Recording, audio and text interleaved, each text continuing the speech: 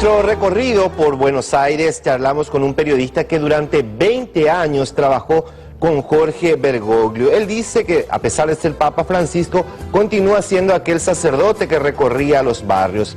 Héctor Garabal nos explica por qué el Papa Francisco eligió Paraguay para su primera gira pastoral por América. Es una enorme alegría para todo el equipo de Claves para un Mundo Mejor estar aquí, en Canal 9, tradicional. El periodista argentino Héctor Tito Garabal trabajó durante 20 años en prensa del episcopado y conoció a profundidad a Jorge Mario Bergoglio, siendo sacerdote, obispo auxiliar y ya en el arzobispado de Buenos Aires. Yo no soy amigo, pero trabajé 20 años con él, porque lo conocía de antes como sacerdote, pero sobre todo empecé a tener mucho trato con él cuando lo declaran obispo auxiliar de Buenos Aires, de la zona de Flores, que era esta la zona donde estamos, y en esta plaza donde él solía jugar cuando era pequeño. Ahí lo empecé a tratar, después como arzobispo de Buenos Aires. Lo describe como un hombre con profunda capacidad para mirar los signos de los tiempos, algo que considera fundamental. Para Tito, Francisco sigue siendo Jorge. Lo que a uno le impresiona es que Francisco sigue siendo Jorge, salvo en dos cosas. Primero, Francisco está siempre sonriente, y él aquí, cuando lo conocíamos, era un hombre muy dinámico, de hacer chistes en lo personal, en las cosas sencillas, pero un hombre de un rostro adusto, severo, como dice el cardenal Poli, con cara de velorio, ¿no? Un hombre siempre circunspecto, hablaba bajo, no tenía contacto mucho con los medios de comunicación.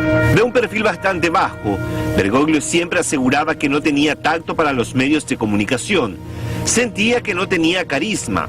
Ya siendo papa, todo se mantiene igual, salvo pequeñas diferencias. Ahora está todo el día sonriente y está más gordo. ¿Por qué? Porque allá no camina y acá caminaba muchísimo. Allá tiene un régimen ordenado de comidas, acá no tanto. Iba a una parroquia, caminaba empanada y se iba a su casa, llegaba a su casa y se cocinaba un bife, las hermanas le decían, cardenal, nosotros le preparamos, no, vaya, usted vaya a descansar, yo me encargo. Siempre fue un hombre muy de moverse solo, de trabajar solo. Bergoglio no solo viajaba en colectivo o subte, también aprovechaba para observar todo lo que pasaba a su alrededor, como sucedió en una ocasión cuando viajó a Córdoba. Un domingo a las 6 de la mañana. Fuimos, pero fíjense lo notable, en el vuelo hasta la ciudad de Córdoba, 1 hora de viaje, él me fue contando cómo había visto desde el colectivo en el cual se movilizaba la cantidad de chicos que había drogados, borrachos, tirados acá en una zona cercana al aeropuerto en Palermo. Es decir, él veía las cosas, tomaba contacto con las cosas. Esto es lo que a él le ha permitido también conocer lo que pasa, conocer lo que se siente y transmitirlo. Tenía una capacidad para recordar a cada una de las personas con quien en algún momento mantuvo contacto.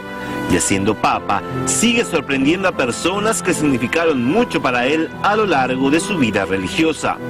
Hace poco me lo llama un señor amigo que era el señor que servía el café en la Conferencia Episcopal Argentina, ¿no? Que trabajó 30 años o más. Y lo llamo, Enrique, feliz cumpleaños. Tito, ¿sabe quién me llamó?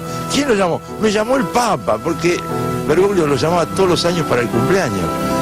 Y como Francisco lo siguió llamando. Ahora imagínense este señor de 80 y pico de años que lo llama el Papa por su cumpleaños. Era el señor que servía el café, un hombre muy sencillo. Cuando llegó a ser superior de los jesuitas, veía que no había una parroquia. Entonces creó una parroquia de los mártires rioplatenses. Y en ese lugar armó toda una comunidad, en un barrio del conurbano bonaerense. Cuando él llega como superior de los jesuitas, veía que no había una parroquia, entonces crea una parroquia de los mártires rioplatenses. Y en esa pequeña parroquia arma toda una comunidad en un barrio muy marginal del conurbano bonaerense, donde genera todo un proceso religioso, pastoral, pero también de solidaridad. Hasta ahora la iglesia era iluminada desde la mirada europea. Ahora toda la tradición latinoamericana es la que está guiando a la iglesia y marcándole al mundo esa realidad. Hasta ahora la iglesia era iluminada desde la mirada europea. Ahora toda la tradición de la iglesia latinoamericana, riquísima, es la que está guiando a la iglesia y marcándole al mundo esa realidad. Para su primera visita pastoral, Francisco eligió Ecuador, Bolivia y Paraguay. Y esta elección no es casualidad. En Ecuador él está él valora mucho, esto lo he hablado yo con él cuando era arzobispo acá, la reforma educativa de Ecuador. Él valora muchísimo esto. En Bolivia, porque Evo Morales ha tenido muchos gestos, ya con Francisco concretamente, de haber ido a algunos encuentros y haber planteado algunos temas en los cuales el Papa está enfocado, que es todo el tema de la trata de personas, el tema de ayudar al marginal, el tema de evitar ciertos temas graves de la sociedad de hoy. Y Paraguay, porque para él Paraguay es muy cercano, por todo lo que significa la comunidad y lo que han hecho los jesuitas en toda esa zona. Para Tito Garabal, el Papa Francisco tiene un motivo muy particular para visitar Paraguay.